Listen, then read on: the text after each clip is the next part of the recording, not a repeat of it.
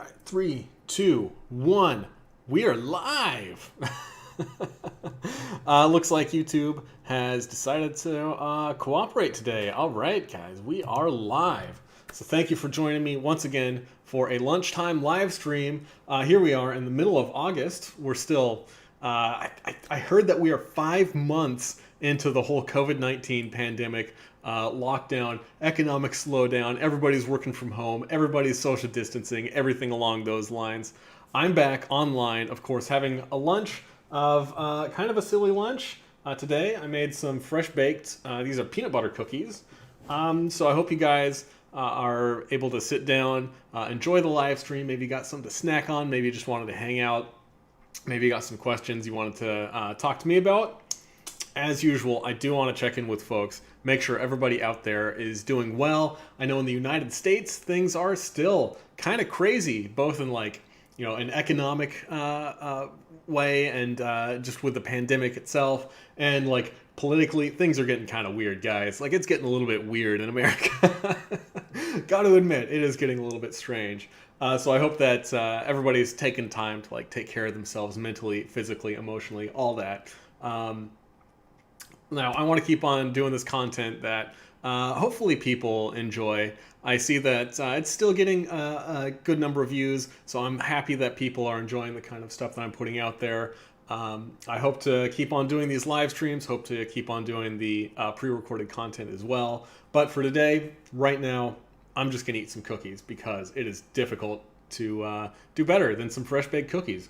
Oh my gosh.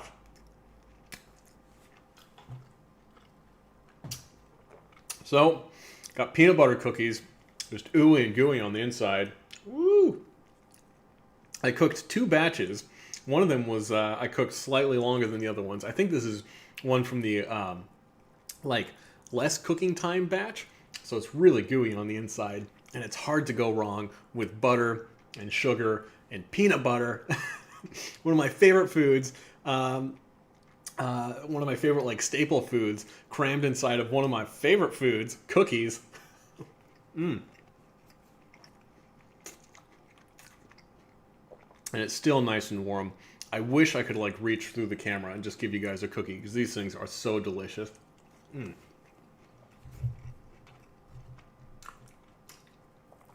So one of the things about this whole pandemic situation that probably doesn't affect most people out there, but as a runner, it does affect me, is that most marathons and races and athletic events that are kind of like open to the public have been canceled. And this is true of the Olympics too. It's insane. Like, the Olympics have been postponed. But, you know, for me personally, I was expecting to run a couple of races this summer. Unfortunately, they all got canceled. I was very happy to at least have run a marathon in February before everything got locked down. But I was supposed to run another marathon in July. It got pushed back to I believe it got pushed back to late September. And I just got word yesterday that the marathon was just straight up canceled. So no more marathons for me for the rest of the year is basically what it looks like. I was a little bit bummed about it, but you know, you gotta roll with the punches. Can't dwell on things that you can't control, basically.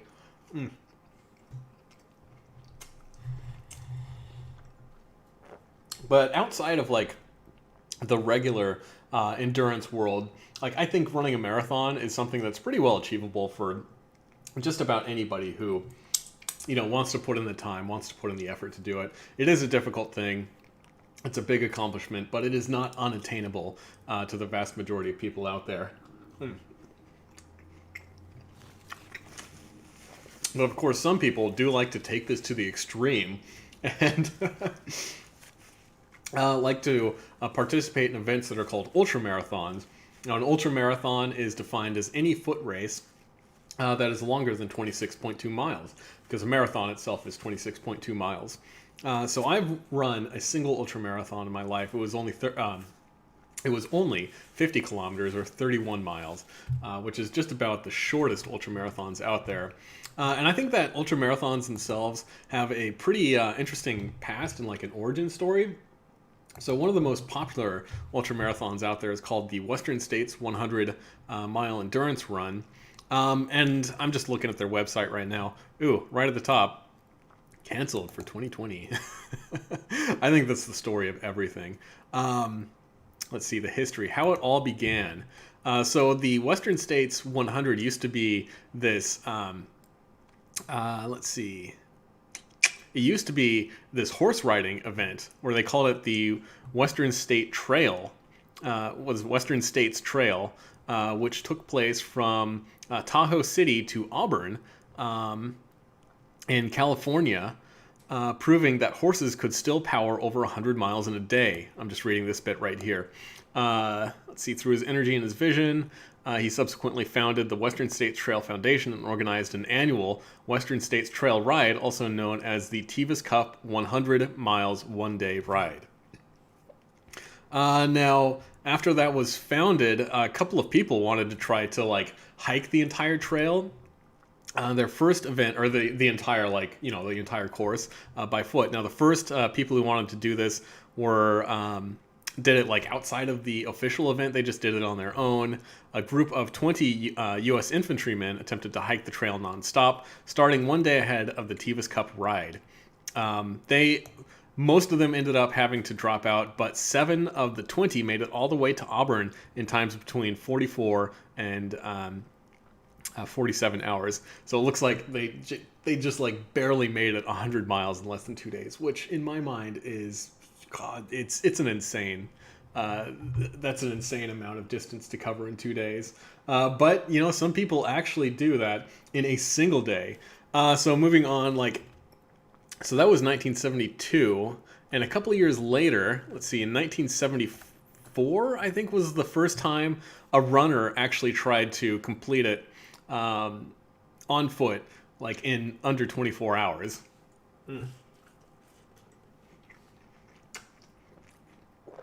Got to get a cookie. Ow.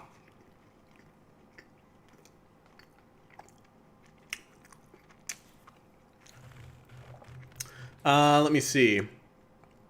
So, in 1974, with the inspiration and encouragement of, I don't know how to say that guy's name, Drusilla Barner, the first woman to win the Tevis Cup and secretary of the Western States Trail Foundation, Tevis veteran Gordy Ainsley joined the horses of the Western States Trail Ride to see if he could complete the course on foot. 23 hours and 42 minutes later, Gordy arrived in Auburn, proving that a runner could indeed run the entire trail within the 24-hour time limit of the Tevis Cup 100 miles in one day. Which is absolutely insane. If I remember right, Gordy was this guy who he had participated in the past on horse, and he just showed up one year and didn't have his horse with him, and he just lined up and thought he'd give it a shot, see if he could do it. And it's absolutely insane that this guy was able to run 100 friggin' miles in less than 24 hours. And that's kind of like the benchmark for what makes a really great ultra marathoner. I think it's a pretty common benchmark, I should say. It's just pretty insane. So ever since then, it's become way more popular. This is the Western States 100 Endurance Run website, which is probably the biggest and most well-known, I should say the most competitive ultramarathon out there. It's probably not as widely known as the Badwater 135 or something like that. I think Dean Karnazes has done a good job of making the Badwater 135 a little bit more well-known. Or the one in Colorado, the Leadville 100, is probably a little bit more well-known to most folks than the Western States 100. But the Western States 100 Endurance Run is it's like the championship of ultramarathons. So it's an interesting place to, I don't know if that's the first and the oldest ultramarathon, but it is a good, place that's a pretty common origin.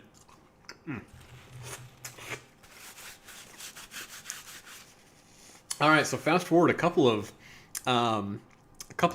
years ago, this young lady by the name of Courtney DeWalter showed up at, and by the way, since then, endurance racing has people just keep on wanting to try to push the limits, to go further, to go longer, everything along those lines. So the Moab 240 is a 240-mile foot race through the Moab desert, through the Moab wilderness. Let's see here, the race. These are like the quick stats of the race. The Moab 240 endurance run is a 240.3-mile foot race through some of Utah's most stunning and challenging terrain. So where it begins in Moab, Utah, of course, the cutoff is 112 hours. So this is a race that just doesn't stop for, what is that, almost 5 days? That would be 4 days and 16 hours, I think. And this is all on foot, by the way. This isn't pack animals. This isn't riding a bike. This is on foot. This is people who run this thing on foot. Oh, hey, I think that's a picture of Courtney Dauwalter right there. So a couple of years ago, I think in 2017, by the way, the Moab 240 endurance run, and Moab in general is just a really gorgeous place. I think that like running a marathon through these kind of wilderness areas, doing trail runs, is a great way to see some really amazing wilderness out there. Mm-hmm.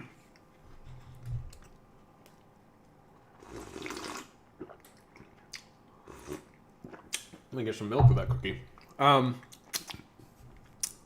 So I don't know how long this race has been around. Let's see. I don't see anything on this like linking to a history of the race or anything like that. So I'm not going to dig any deeper into that. But this young lady, Courtney Dauwalter, ran it in 2017, I believe. 2017, 2018. And this is a article in runnersworld.com about Courtney Dauwalter. And she is, like, the first line of this article. Oh, by the way, this is a picture of her. She's like, she looks pretty tough. So the first line of this article, Courtney Dauwalter is a bit of a badass, which is kind of an understatement in my opinion. The more that you find out about this woman, like, the more incredible she seems. It's like inhumanly tough with inhuman endurance. So it says last October, and this was written in 2018, so yeah, that would have been October 2017. The ultra runner won the Moab 240 endurance race outright, or Moab 240 endurance run outright, with a gap of more than 10 hours to the second place finisher. So she wasn't the first place woman, she was just the first place overall. Like, she beat everyone. That win came alongside impressive finishes in this year's Western States. Like I said, she won the women's race and came in 12th overall, and the 2017 Run Rabbit Run, which I believe that's another 100-mile race, where she battled temporary blindness for the final 12 miles, and again won the women's race and placed 6th. In 2016's Javelina 100, she won the race outright and set a new course record. We talked about her training strategy, what she goes through, and her races in the world that have come to stop. And the world could possibly make her stop. Yeah, she's a pretty incredible person. Like, anybody who wants to find, like, really inspirational, incredible women out there, Courtney Dauwalter is a pretty good place to start. Yeah, you could do worse than with Courtney Dauwalter. But the reason that I brought this up, and I thought it was really interesting, is last week she wanted to set what was known as the fastest known time to try to complete the, I believe it was the Durango. Okay, so she departed on Durango she departed from Durango, Colorado on the Colorado Trail to try to run from Durango, Colorado to, I believe it was Denver, Colorado, in the fastest time. Like, faster than anyone has ever done this before. And that trail is 788 kilometers, and the previous fastest time was just over 8 days. So she was planning on running this trail nonstop, almost 500 miles, over the course of more than a week to try to set the fastest known time. And she began this race, I believe it was last Thursday, at 4 or 5 p.m. in the evening. So let's see. This is an article about Dauwalter running along the Colorado Trail, attempting to set this course record.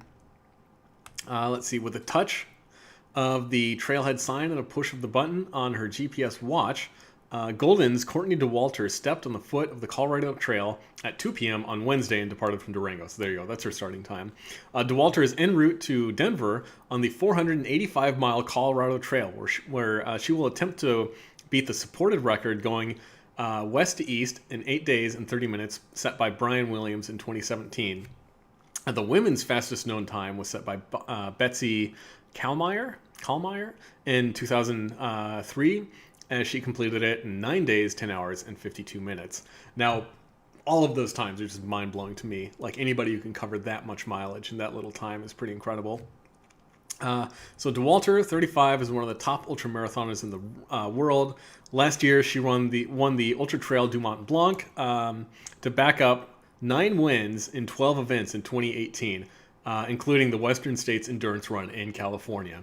The Tailwind Nutrition and Solomon-sponsored athlete had gained entrance into the Hard Rock 100 endurance race for 2019, but the event had been canceled each of the last 2 years. She will look to make her Hard Rock 100 debut in 2021. So let's see. They mentioned the Ultra Trail du Mont Blanc, which is kind of like the European Championship. And I think she did really, really well. I mean, European ultra running is just another animal altogether. They do things quite a bit differently in Europe. So it's interesting to see Americans and Europeans kind of intermixing in some of these ultramarathon scenes. So let's see. With no Hard Rock or any other races this summer because of COVID-19 pandemic, Dauwalter and Durango's Maggie Goodall we're going to target an FKT attempt at the Nolan's 14, a challenge that connects 14 summits of Colorado's famed 14ers, or mountains that are higher than 14,000 feet. But Goodall sustained an injury this summer. And that's actually pretty common this year. You know, I think like since the Tour de France isn't happening, you see a lot of cyclists doing a lot of really crazy challenges. Since most big city marathons, since just about any marathons around are being canceled and all these races are being canceled, you see people trying to go out and do these like solo adventure runs to like set records and things along those lines as like a replacement for doing big city races, stuff along those lines. Let's see. Moving on, says... Now, Goodall is part of the support team who will try to help Dauwalter reach the end of the Colorado Trail on Denver before 2:30 on Thursday, October 13th, so that would be tomorrow. I'm excited to have the chance to test myself at a new distance and to explore more of the beautiful Colorado with my feet, Dauwalter said in a news release. Dauwalter's husband, Kevin Schmidt, is among the support crew, as is U.S. trail running star Jamil Corey. I don't know Jamil Corey. I'd have to look that one up. And managing editor Megan Hicks. She will receive aid during various stops along the route. While on the trail, she will carry her own food and water, along with some trail essentials. At rest stops, she will have more food and hydration provided by her crew. Fans can follow her at this link. And this is actually pretty cool. Like there was a live GPS tracking link, so you could like click on it and watch her live. Like watch her progress live. It was updated via GPS. Oh my God. So she completed the first 100 miles in 24 hours. Holy crikey. Let's see. By 8 p.m. on Thursday, 30 hours into her attempt, Dauwalter was moving well and was already well ahead of the point that she needed to cross for the FKT pace for day 2. Also on the Colorado Trail, going from east to west, Andre Michaud is in an attempt to break Joe Grant's supported FKT attempt going in that direction. The record is 8 days, 20 hours, and 9 minutes. Last summer, Michaud set the self-supported FKT on the trail going west from Denver to Durango in 8 days, 23 hours, and 16 minutes. And yeah, some stuff about Michaud. I don't actually know that much about Michaud, so that's another one that I have to check out. So unfortunately, she was not successful in this attempt. I was hoping to be able to talk about this on Friday and just like mention, oh yeah, she did it, it'd be great. But no, she actually did have to stop. So there's a bunch of articles. There's a bunch of news out there on her social media and some like trail running outlets about Courtney Dauwalter had to stop because of acute bronchitis. And she was actually, like, she stopped somewhere along the trail. Well, this is her live link. You can see she made it quite a long way. Like, she was running at a good pace for almost 6 days, and then she had to stop. Looks like, so this is Durango. This is a map of her GPS. And up here is her destination in Denver, Colorado. And she had to stop after 5 days, where I can't even really do the math on that. It must have been, yeah, quite a long way. I can't even do the math on that. I don't know how far that would have been. She was going about 3 miles an hour. It seems like she was averaging about 3 miles an hour, which is a pretty good pace to be sustaining 24 hours a day. She was doing a great job, but yeah, she did have to stop after day 5 because she came to a rest stop and she was just like coughing uncontrollably, and her crew basically like pulled her off the trail and said that she had to stop. So in one of the like few pictures, yeah, this is her in the hospital. This is one of the few pictures where she's not like smiling super big. She looks totally bummed. I really feel sorry for this woman. Like, she put her all into it, and she is like one of the toughest women around, I think. But she did come up short. It is really unfortunate. She said that she is feeling better, so I'm glad about that. And going through this article, it says trail and ultra running superstar Courtney Dauwalter is in a hospital with severe bronchitis. She was over 350 kilometers into an attempt to set the fastest known time on the 788 kilometer Colorado Trail when she began to wheeze. We made the call to take her to the ER in Leadville. Her oxygen saturation was 70. Oh my God, 70. Like, how do you even walk when your saturation is that low? Like, when I am wheezing and just about ready to pass out at the end of a race, my blood saturation might be like 92 out of 100. And typically when you're just like walking around, it's like 98 is average. So to be in 70 is like, that is really, really dangerous territory. So the doctors ran a full range of tests of high altitude pulmonary edema, which is something that happens to a lot of people who try to climb Mount Everest. Blood clots and other severe conditions. Thankfully, those were all ruled out, and they determined she has acute bronchitis. Her team posted on Instagram. Dauwalter is one of the best trail runners in the world. Yeah, no joke. What is this link to? I don't know. I don't recognize that website. Or that link, I should say. It is just this website. Just another page on this website. So she claimed the podiums. Oh, this just goes on to talk more about her bona fides. So yeah, it's really a bummer that she set out on this incredible journey, hoping that she would set a new record. Unfortunately, she did come up short, so I'm sad about that. But it is good that she is doing better now. She isn't out of the game altogether. It's like some of these ultra marathons are just insane. If you look at some people who try to run really consistently day after day after day, like, it does start to wear you down after a while, of course, as I'm sure folks can imagine. But I mean, that's the kind of news that I think is like both really inspiring and not only like inspirational, but very aspirational. Like, it's the kind of thing that people, like, nobody out there should expect to be able to get to the kind of level of fitness and athleticism that somebody like Courtney Dauwalter's at. But to see that she's able to do that kind of stuff, she's able to make the time, to put in the effort to achieve such a high level of athleticism, like, it really makes you think, like, okay, maybe I can get off the couch and run a 5K. And hopefully she's inspirational to a lot of young girls out there who would want to get into like cross-country running, athletics, stuff like that. Because I think that it is a great way to build personal confidence, as well as just like having a good social circle. So I think it's great that she's doing that. She's putting herself out there. She's basically inspiring a next generation of runners.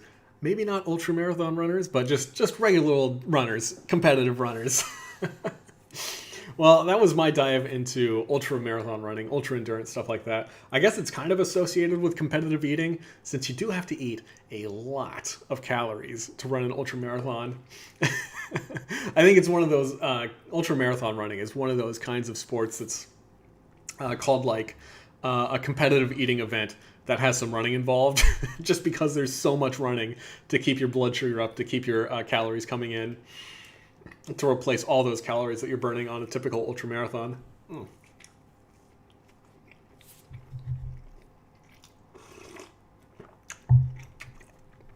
So I hope, now, obviously not something that's strictly competitive eating and food related, but it is something that I find super interesting. I think that people who run ultramarathons are really incredible, and when I hear about people like Dean Karnazes or Rich Roll, who did 5 Ironman triathlons over the course of a week, or the Iron Cowboy, who did 50 Ironman triathlons in 50 days, and the like Scott Urich, Marshall Ulrich, all these different ultramarathon folks.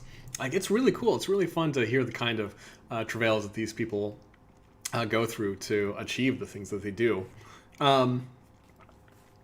I've mentioned, I think Dean Karnazes is probably one of the more like accessible and well-known ultramarathoners out there.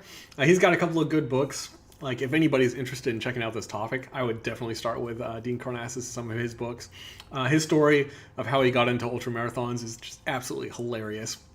He is the guy who would run through the night for a training run, like order a pizza, and just have the pizza delivered to like a street corner that he expected to cross like a half an hour after he placed the order. And what he would do is, when the pizza was delivered, to make it convenient for him, he'd just like roll up a pizza into a pizza burrito and chow down on it while he was running, just like eating this pizza burrito while running. Absolutely hilarious stuff. So you can check out his books if you're interested in like finding out more of that entertaining stuff. He's a little bit of a divisive figure, because some people think that he's too much of a promoter, not enough of a runner, but he's got some entertaining stuff. You want to check that out. All right, guys, thank you so much for indulging me in this topic that I think is really cool. Oh my goodness. So I hope you guys are doing well. I hope you guys are taking care of yourselves. Like I said at the top, cookies probably not the best thing for lunch, but they do make me happy. They are fun. So I'm going to eat cookies for lunch every now and then. I hope you guys enjoyed the live stream today.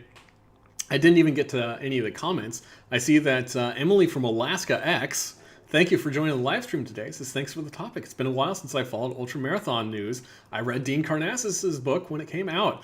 Yeah, it's great. He's written a bunch of books, actually. So I think Ultramarathon Man, which is the first one, is like a great intro into kind of the absurdity and the kind of culture that is ultramarathon running. It's almost like addict adjacent. It's very strange. And I see AJ, thank you for joining the live stream. Says, hey man, you're the most insane in cookie eating endurance. I'm glad I'm insane in some kind of endurance nowadays. I don't know if I could even do an Ironman or a long distance endurance race right now. Well, I shouldn't say that. I've been training for that marathon, so I could at least do that. But anyway, that's going to be it for me for today. Thank you guys for joining me for lunch. And until next time, you guys have a good one. Enjoy eating your food. Enjoy spending time with each other. Remember, this is all about physical distancing. That's how you stay healthy, not particularly social distancing. And until Friday, peace out, and I hope you guys have a good one. So I will see you